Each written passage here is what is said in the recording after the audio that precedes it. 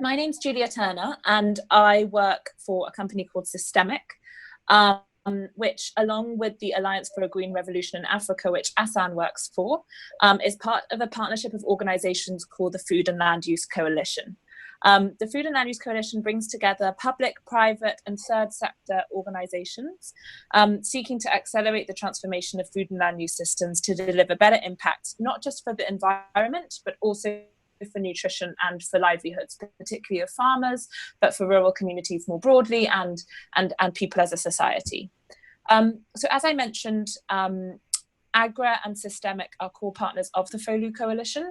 Henceforth, I will call it the FOLU rather than Food and Land Use, along with about 10 other organizations. And the aim of the coalition is to make the economic case for change, developing and sharing knowledge to demonstrate the economic benefits for both public and private sectors to drive food and land use transformation. We work with a network of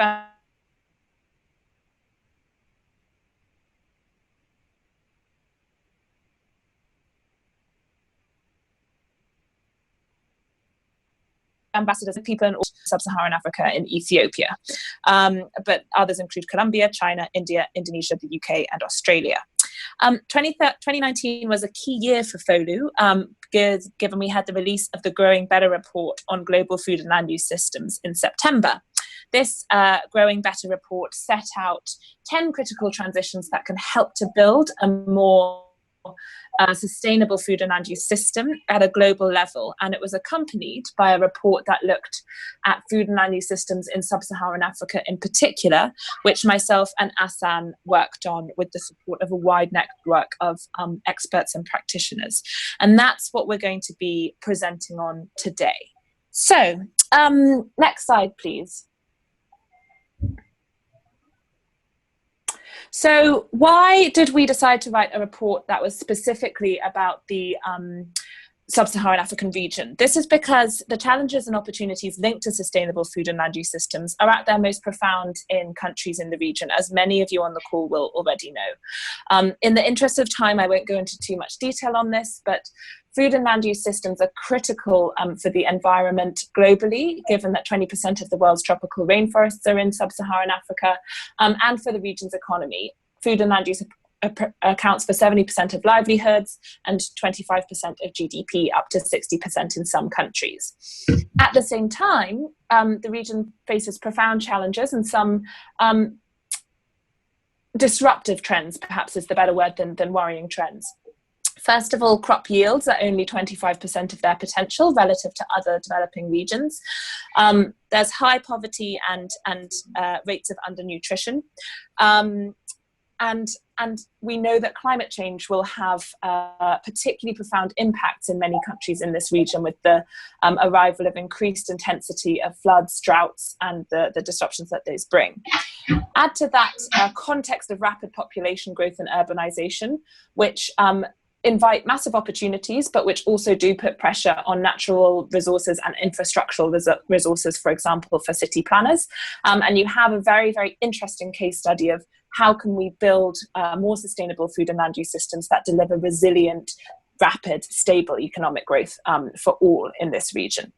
And finally, there's an unprecedented opportunity. So the region is host to a young and ambitious population. There's the opportunity to build the sustainable systems from the bottom up. You don't have the same sort of entrenched issues that the Amazon has, for example, with its beef commodities, or Indonesia has with palm oil, or indeed that many countries in Europe have with unhealthy diets. Those are only just beginning to spread. So can we build systems that are sustainable from the bottom up? And finally, there's the opportunity for technology to offer leapfrogging in terms of development. So that's why we decided to write this report. Can you turn to the next slide, please? Thank you. So as I mentioned, the Food and Land Use Coalition seeks to make the economic case for transforming food and land use systems, recognizing that understanding the financial opportunity for both the public and private sector is both critical because it's the truth and also because it incentivizes action. So research conducted to write the report found that within sub-Saharan Africa alone, transforming to food and land use systems that are sustainable would reduce $680 billion of hidden costs, unlock $320 billion of new business opportunities, and this would require an $85 to $100 billion annual investment, which pales in comparison to the size of the other two figures. Next slide, please. So if we dig into those hidden costs in particular, we find that the largest driver of cost is environmental. $270 billion a year are lost to greenhouse gas emissions, which was calculated as the social cost of greenhouse gas emissions, as well as losses from natural capital. In addition, nutrition is also a significant cost, and economic costs include rural welfare, which accounts for the 350 million people who are working in rural areas in sub-Saharan Africa, but who are still below the poverty line. So we saw that as sort of food and land use sector's responsibility to bring them above the poverty line, and that would require a $77 billion investment each year. Next slide. Thank you. So in terms of how we structured this report, what is the case that we make in the report? So we highlight these huge economic opportunities, and then we outline 4 critical transitions that can help to achieve this transformation. These are each supported by various shifts that we grouped into a purposeful approach, including improving infrastructure, promoting farmer and community rights, and more. So the 4 critical transitions kind of paint a picture of a vision of what sustainable food and land use systems would look like in the future, where farmers are sustainably increasing agricultural yields, local markets are well connected, nutritious and sustainable, natural capital is preserved and grown, and there is equal access to the benefits of these systems. And then the purposeful approach includes activities that would help to deliver on each of those 4 critical transitions. So we'll now dive into each of those. Asan was going to take critical transition 1. I don't know if he's on the line yet. If not, I can take it.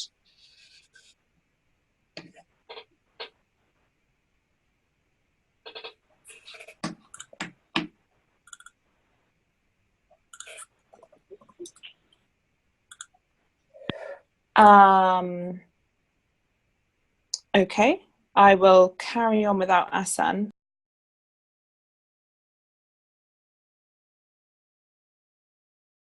So looking into critical transition 1, which is equipping farmers to sustainably increase nutritious agricultural yields. Next slide, please.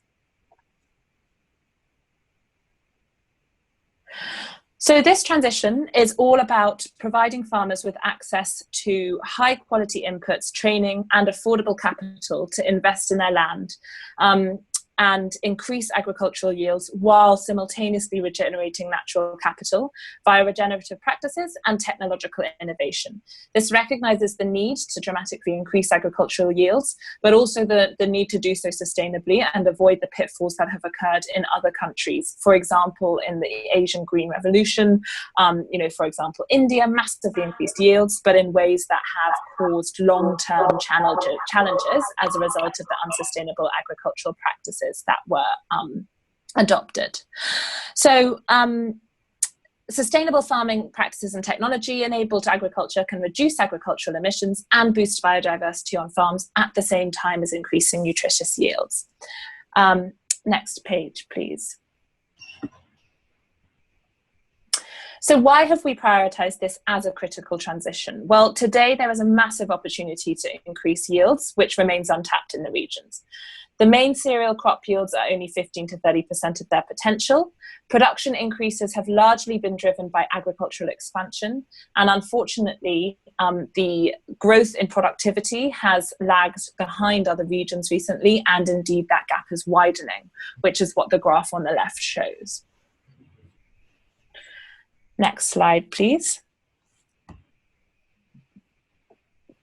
And I think in the interest of time, I'm going to really quickly scan over this. So this is about how each of these critical transitions is about delivering against the nutritional, the environment, and the rural livelihoods. So here, increasing agricultural yields would, on the one hand, increase the availability of more diverse nutritious foods, helping to meet growing demand. Secondly, agricultural intensification enables the offset of greenhouse gas emissions by avoiding expansion into forests, and also by adopting more sustainable practices on farm. Third, these sustainable practices would also boost resilience by enhancing ecosystem services and biodiversity. So it's the sort of mitigation and the adaptation story. And fourth, productivity improvements and new revenue streams would improve farmer incomes and reduce rural poverty. So you can see that this speaks to the nutrition, the environment, and the livelihoods. Next slide, please.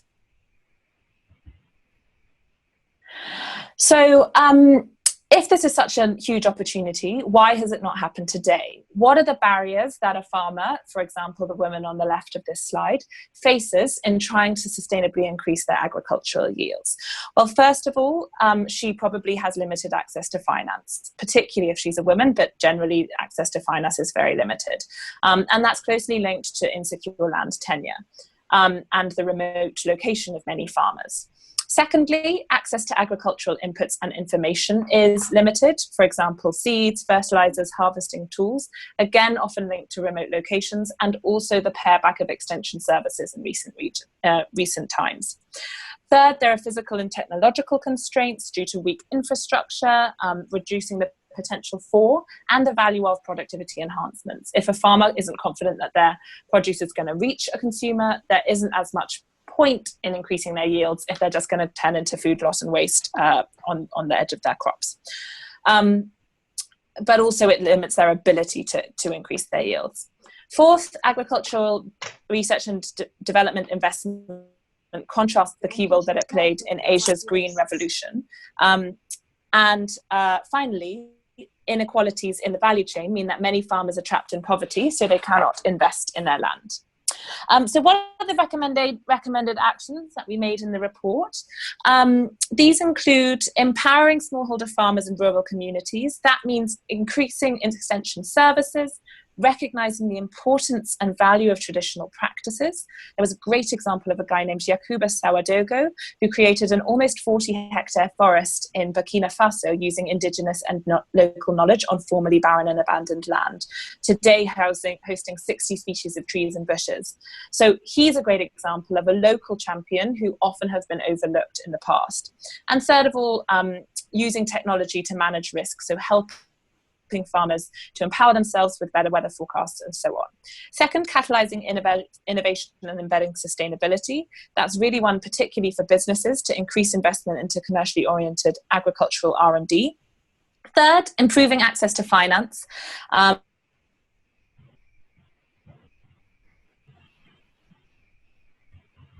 Tuned to the cyclical and weather-dependent agricultural processes. It also means risk management tools like predictive analytics for farmers, aggregating, standardizing, and securitizing small-scale projects into vehicles so that they can access finance. There's a whole suite of activities there.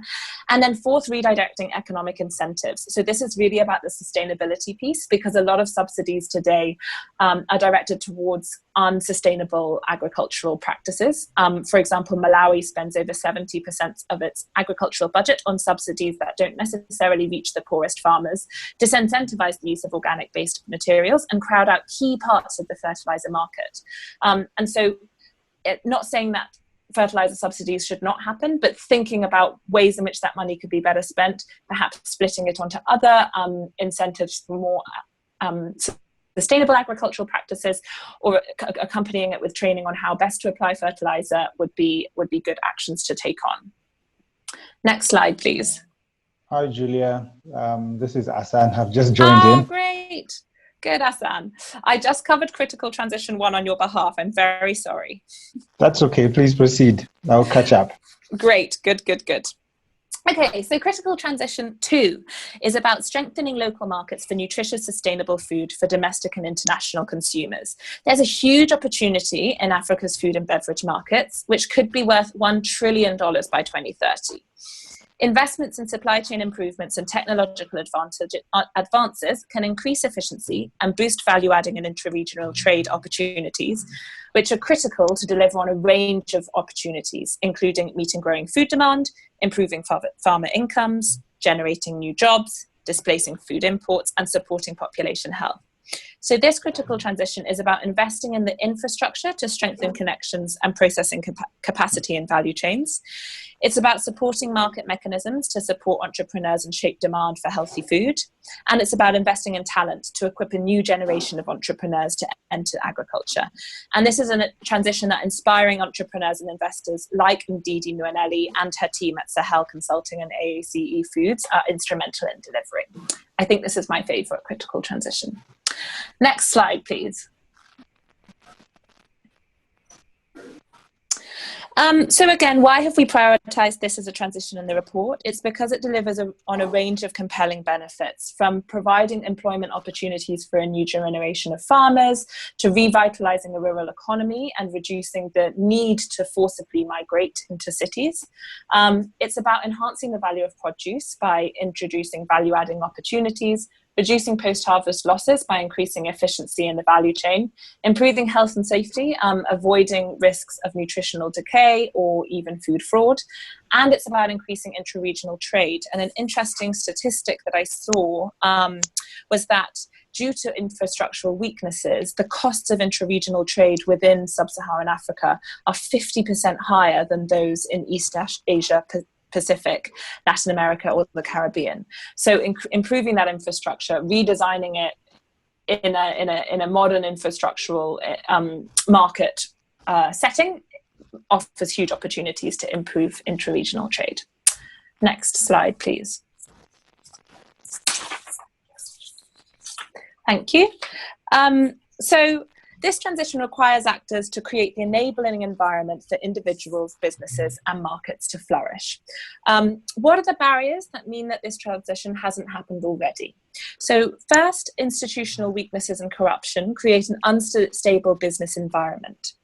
Also, weak infrastructure reduces the connectivity between farmers and consumers within countries and limits intra-regional trade, as we've addressed. Inconsistent procurement channels can make it difficult for farmers to plan their harvests and therefore see their produce spoil on the fields. Insecure access to land, finance, and business training makes it harder for people to enter and thrive in agribusiness. And finally, an influx of cheap, foreign, often unhealthy food imports can undermine local markets, as well as putting a strain on government resources. So what did we find in our report and therefore recommend as actions? The first priority is to create an enabling business environment, and I'm sure many of you will be aware of the success that Rwanda has had in creating an improved business environment. It has moved to number 29 in the World Bank's Global Index of Ease of Doing Business, ahead of countries such as Spain, France, and the Netherlands. Secondly, incentivizing production of healthy, sustainable food, as well as demand for sustainable, nutritious food. That could be a combination of fiscal incentives, price signals, as well as cultivating a culture of pride in indigenous and healthy produce. It also involves directly supporting young people and entrepreneurs to access training, finance, to enter business. And it finally means removing intra-regional trade barriers. And the signing of the Continental Free Trade Agreement is an excellent step in the right direction. Next slide, please. And I think it's over to Asan. Okay, great. Hi again. This is Asan Ngombe. I am AGRA's Resilience Officer. My job mainly entails integrating resilience into our agriculture practices and our vision of transforming Africa's agriculture transformation. Thanks, Julia, for taking this far. So I'll talk about transition 3 very quickly, not to hold up the discussion or the presentation so far. And this is about working at the landscape level and the importance that this brings to building the resilience of food systems on the continent. So this transition basically is about managing agriculture food systems from a perspective of natural capital, conserving and restoring natural ecosystems and the services that they provide to us beyond the farm. And this means looking at the overall landscape what is it that's available to us, what provisioning services does it provide, water, forests, energy, etc. And in Africa, we find that most of the pressures come due to deforestation. So reversing the loss of biodiversity from curbing the issues of deforestation will build the resilience of farmers' economies to climate change and also contribute significantly to the reduction of greenhouse gas emissions. And we all know that, in Africa, most people rely on natural resources for their livelihoods. So just by a mere fact of moving backwards towards deforestation provides huge opportunities for people to diversify their livelihoods due to the conservation of forests. Next slide, please.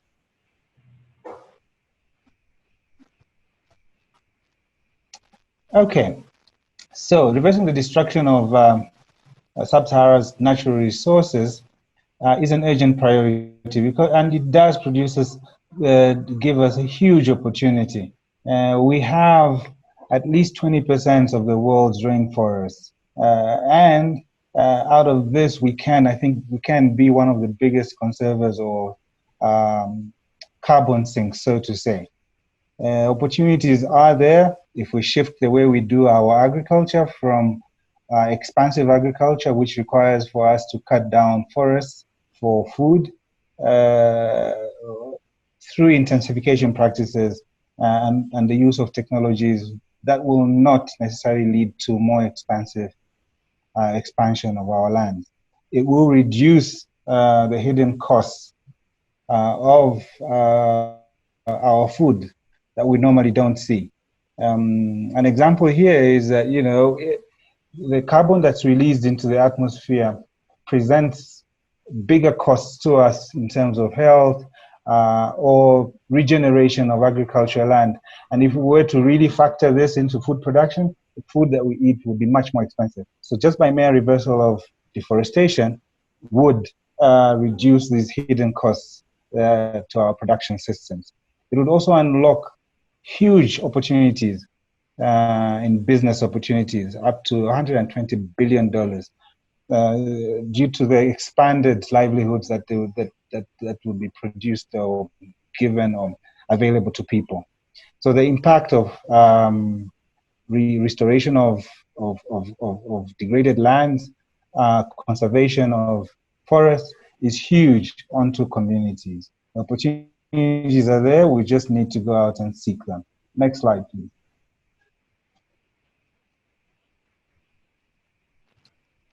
So, just by reducing changing the way we do our agriculture, what kind of benefits are existing? We do have the opportunity to get much more than just food from these practices. We could sequestrate or store carbon just from the reversal of deforestation. Opportunities exist in countries such as Angola, Tanzania, DRC, where they have huge amounts of resources in terms of forests, and this could be offset in terms of selling carbon out there. There's also opportunities for payment for ecosystem services.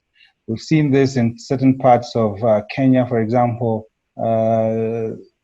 There's an example that's put in here on mangroves, but I'd like to cite an example around the watershed areas in central part of Kenya, where farmers are being paid to conserve the environment so that they don't choke waterways. Major payers or major people who pay for these services are the water supply companies in the cities and the brewery companies. They actually do pay farmers to conserve, to do agroforestry and ensure that waterways do not get silted. Also, a thriving ecosystem does improve the resilience of communities. We see this that with increased biodiversity in countries such as Eritrea and Somalia, and to a great extent, even the reversals and gains that have been made in Ethiopia has improved people's livelihoods in that they are able to do more than just one thing on their lands. They can do, the energy sources are more, and they are able to do a bit more with the natural resources that are available. So sustainable land management practices and balance demands resources. This we see provides countries such as Tanzania and Uganda huge biodiversity potentials and unlocks resources for the people who are in these localities. Next slide, please. And what do we find in this report as some of the barriers? Our consumption habits, our demand patterns that require us to use more natural resources. These provide a hindrance towards conservation of forests. The amount of energy that is required, the inefficiencies in the energies, in energy use is one example. Another one is, if we were to convince people and were to move back to deforestation, are we able to offset or sell the carbon that we have? And we find that international markets currently do not have the kind of attraction in terms of price to promote these practices. We also have institutional constraints that lead to weak capacities in countries. Sometimes we find countries may have some level of capacity at the national level, but at the local level, this is not necessarily the same. And this makes it really difficult for countries to act at the local level. There are also some unsustainable trade agreements that promote overuse of natural resources. For diplomatic reason, I won't mention names of countries, but there are countries that really are harvesting Africa's natural resources. And that does create problems for resilience building and creation of biodiversity at the local level. So what is it that we're proposing from the findings that we have in the report? Really, it's about institutionalizing land and water use planning, putting these systems into national systems, legislating them, putting them into policies, and acting on them as a system. This requires a huge effort from government to do integrated planning. We also need to extend and enforce protected areas. Protected areas are very key. I think if we look onto the African continent, the largest potential of biodiversity is usually found in protected areas. We need to be innovative in the way we design protected areas, legislation and policies to include communities to be part and parcel of the conservation and management of protected areas so that they are able to benefit from them. We also need to strengthen the capacities around issues of accountability. We find that most people are so disadvantaged that it's very difficult for them to hold their government leaders accountable for actions on the ground. So we need to strengthen the capacities of people on the ground to be able to hold their leaders and decision makers accountable for the actions that they make. We also need to find ways to partner and innovate to increase investments. This will require that we create legislation and opportunities for private sector to be able to invest at the local level. This does tend to spur innovation and increase investment. I think this is the last slide on this one. I'll hand it over back to you, Julia. Thank you, Hassan. Next slide, please. Great. So Critical Transition 4 is about the gains that can be unlocked from greater equality in African food and land use systems. So this transition involves a better deal for farmers in the value chain, young people entering agriculture, women in agriculture and society, and African countries in trade negotiations. Next slide, please. So if we dig more deeply into those different constituents to explore why it's important that this critical transition happens. So farmers in the value chain, 86% of those living in multidimensional poverty are rural dwellers, the majority of whom are in agriculture. And if we take the example of Cote d'Ivoire and Ghana, cocoa farmers earn around 75 cents a day, despite producing 60% of the $50 billion a year chocolate industry. So there's a huge equity issue there that needs to be addressed. Young people entering agriculture would benefit because as the population growth increases, competition for land likewise increases, and there is more pressure on those who wish to enter agriculture. Ensuring that there's a thriving agricultural sector that has the jobs and that is attractive to young people would help to address that inequality between their generation and the one that came before. Women in agriculture and society lack equal access to resources, finance, land tenure and occupations in many different African countries. So this critical transition would seek to address that, and it would deliver many different benefits, including increased productivity and improved nutritional outcomes. And then finally, African countries are often at a disadvantage in trade negotiations. There have been examples where other countries have benefited more from Africa's commodities or land or natural resources, as Hassan alluded to. So this critical transition would be about strengthening the regulations and equipping negotiators to ensure a fairer deal for African countries.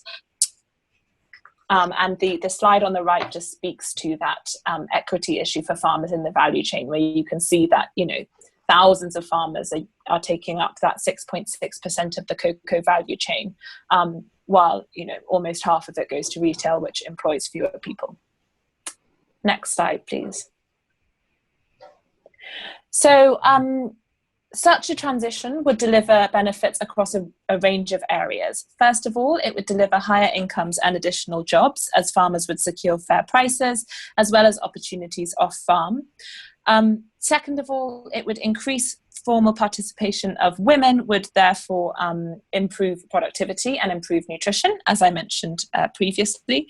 It's estimated that if women had equal access to resources, the positive impact on productivity rates would reduce the number of undernourished people in sub-Saharan Africa by 100 to 150 million people, so a huge benefit there.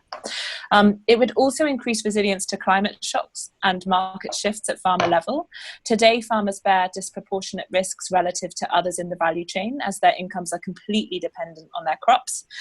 So providing opportunities for them to diversify their incomes, financial and contract models that mean they have fairer prices and less of a burden of risk would increase their resilience. And then finally, this would produce fairer trade through strengthened regulation and greater price transparency and negotiation tools. Next slide, please. So once again, we look at the barriers to action today and outline how actors can reshape systems to stamp out abuses and embed equality in food and land use systems. So what are the barriers? There are fundamental market failures, which mean that farmers shoulder disproportionate risk. As mentioned before, this is due to a lack of long-term contracts, standardized prices, and access to market information, which means that they don't have strong negotiating power. Secondly, weak governance and transparency, for example, lack of clear regulations and impartial application of these. Third, social norms can entrench inequality, particularly for women's access to finance, resources, occupations. Underrepresentation of minority groups can also reduce their empowerment, in sort of the corridors of power. And then finally, weak trade regulation, transparency and training can increase the vulnerability of sub-Saharan African countries to exploitative trade agreements. And I won't go into it in the interest of time, but some of you on the call might be aware of the story of teff and Ethiopia, and the fact that one Dutch company has the rights to sell teff across Europe and not an Ethiopian government or company. And this is basically an example of a trade agreement that was on fundamentally unfair terms, and now Ethiopian companies and individuals aren't able to benefit from the soaring popularity of teff in Western countries. So that's an example of where improved negotiation terms would have helped to improve the lot of the Ethiopian government and farmers. So what are the recommended actions that we made? First of all, to address market failures. This means introducing regulations to curtail agribusiness power, establishing farmer cooperatives and networks to strengthen their negotiating power and share market information. Commitment to fair, stable prices and payment terms. There's a great company called Blue Skies, which employs over 4,000 people directly, giving them living wages and producing fruit, lollies and ice creams, which are sold they're sold in my local supermarket in London. That's mainly based in Ghana. increasing transparency and accountability. Civil society can expose abuses, and businesses can increase visibility and transparency, for example, through warehouse receipt systems to ensure that farmers are getting a fair price. Fourth, recognising and promoting women's rights. So laws recognising women's property rights can be introduced. Civil society and critically community leaders can address social norms that disadvantage women. Women can organise networks and cooperatives, and investors can support women-led SMEs. And finally, addressing inequality in trade partnerships centres on strengthening regulatory and governance capacity, as well as strengthening opportunities for dialogue with trade partners to build trust. Next slide, please. So the final section is the purposeful approach that we alluded to earlier. And the elements of this purposeful approach would each help to deliver on the critical transitions that are mentioned above. I'm mindful that we've now gone past 2 p.m, so I'm going to run through this very quickly. Accelerating a demographic transition to stable fertility rates would help to improve, enable countries in sub-Saharan Africa to tap into a demographic dividend, whereby a young population is able to drive massive productivity increases. It would help spatial planners to manage shifting demands on natural and infrastructural resources, and it would help to meet growing job demand. Critically, we're aware that this is a sensitive topic, and we certainly don't want to prescribe any sort of restrictive measures. The whole centre of what we say on this point is about empowering women, increasing choice, and many of these recommendations go hand in hand with the actions that would be involved in building more sustainable food and land use systems. So improving women and girls' access to education and health, improving maternal and infant health, and shifting social norms, working with community leaders, which would drive broader benefits, as mentioned on the previous slide. Improving infrastructure, again, you'll have heard throughout this presentation, weak infrastructure is a challenge across many of the critical transitions. So this involves increasing public and private investment.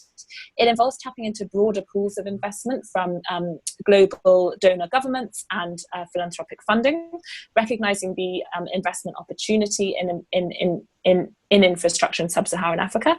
And it means deploying technology to develop more sustainable, efficient infrastructural connections, as well as leapfrogging infrastructural development. So there are great examples such as Hello Tractor, which is the sort of Uber of tractors, which helps uses technology to overcome infrastructural weaknesses by developing a sharing economy. Similarly, e-commerce represents other opportunities to help to leapfrog infrastructure. Third, recognising and promoting farmer and community rights and responsibilities over land is absolutely critical.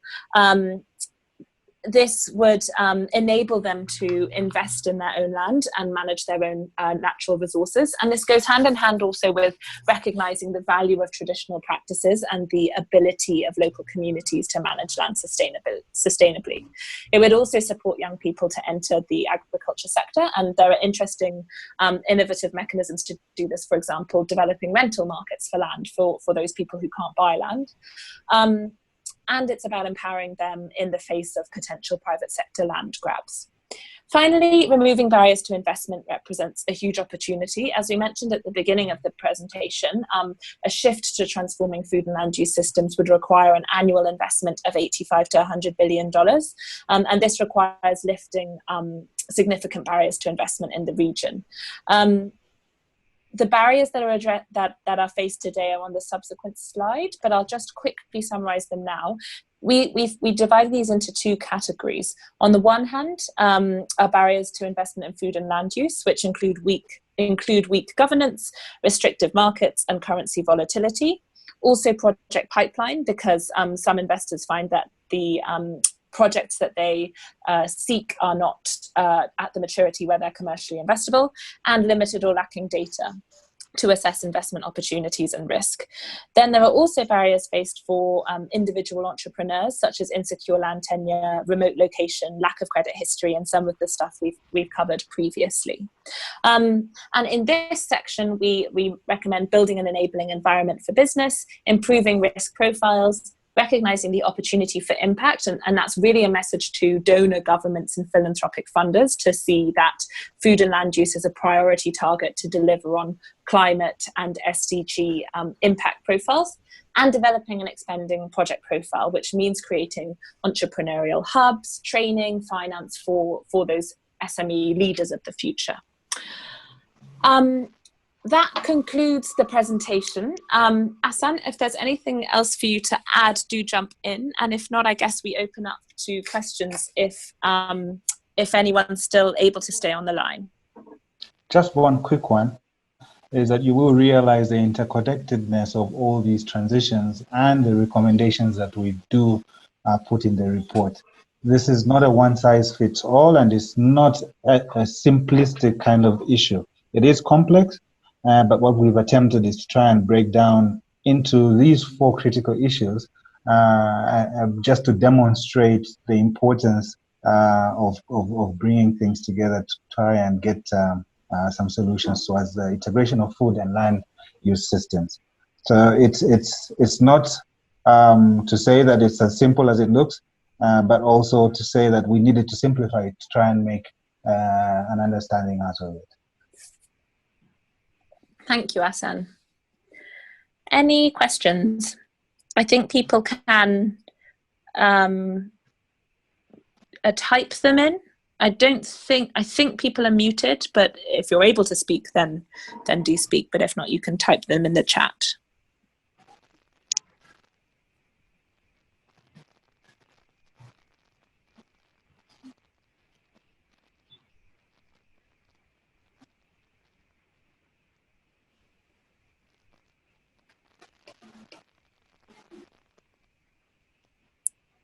Okay, it seems like there might not be questions.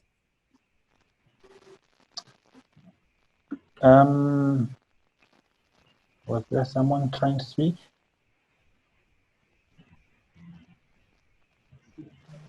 Okay, maybe just to fill in that short void of silence, I just wanted to give an example of a little bit of what AGRA has been doing in terms of pushing for technologies to increase yields.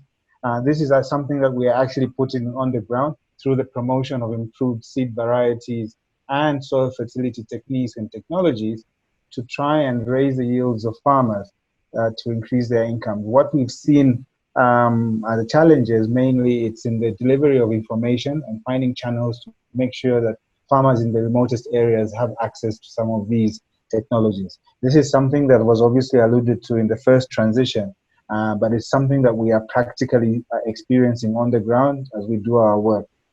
It also has shown benefits in places like Tanzania, where we've taken an integrated approach of bringing different players together onto a particular platform, which we call consortia, where we put farmer groups, private sector suppliers of inputs and output markets together to understand each other's needs to be able to produce more and farmers to be able to gain something out of it. So it is increasing yields and improving lives, but this needs to be taken to scale through more national level interventions where government investment and private sector investment come together to assist local farmers. Thank you, Asan. Great. Well, if there aren't any questions, perhaps I'll hand back over to our colleagues at Sahel to wrap up the call. I guess the only final point would be that if anyone is interested in looking at the report, it's housed on the Food and Land Use Coalition's website, www.foodandlanduscoalition.org/knowledge hub is where you'll find the report. And if you have any interest in learning more, there is a contact us page on that website to hear more about what the FOLU Coalition is doing more broadly. Thank you, Julia and Asan, for a wonderful lecture. If you have any questions for Julia and Asan, please reach us at info@nourishingafrica.com or visit our knowledge page. Thank you very much. Thank you. Bye. Thank you.